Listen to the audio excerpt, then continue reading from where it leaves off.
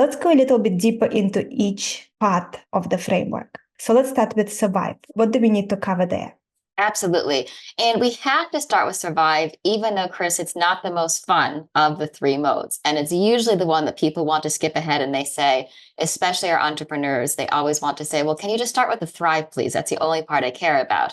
And I always say, well, we've got to do the hard work of the survive and the reset first. So the first big myth to bust about survive, Chris, is that good survive is proactive survive. Is there's that notion that when we're in survive mode, we're heads down and recession proofing. And it's about always being in growth mode. So you're doing something I call steady state survive. So even when markets are great, right, you are still ensuring you've got the basics in place. And then when shocks do hit the system, you have less to do. So I like to distinguish between steady state survive and triggered survive. And when you're in steady state or triggered, there's the basics. Now, those especially who are consultants will be familiar with some of the basics. I like to simplify them even more and call them the four C's. And the four C's stand for cash, costs, customers, and communication. You have strong cash flow.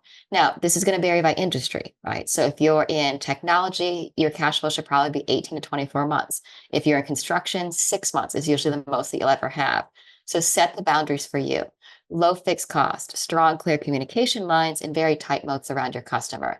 Now, there's going to be shocks. Like we can't stop the market from throwing things at you, but we can help you prepare an organization to do better than others at taking them.